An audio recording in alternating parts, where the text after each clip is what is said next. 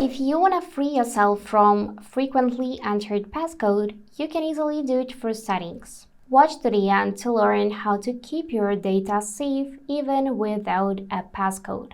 Before we start, make sure that you remember your current passcode, as you will need it to change your settings. Be careful, as disabling your password deletes data such as Apple Pay. And now let's start. Firstly, open up your settings and find Face ID and Passcode tab.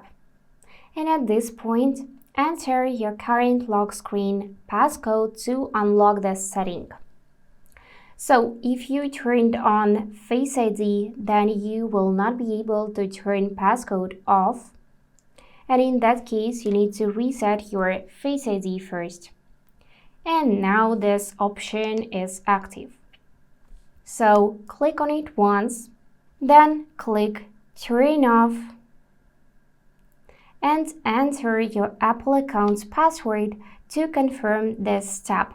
After that, click button Turn Off in the upper right corner and enter your current passcode once again. Then just wait a few seconds, and here I suggest you to select option Keep using iCloud chain. And as you can see, your passcode is now disabled. Your iPhone will no longer ask for it when you unlock it, but it's not safe. And if you want to keep your extra data safe without a password, enable iCloud Keychain to manage your passwords and not forget them.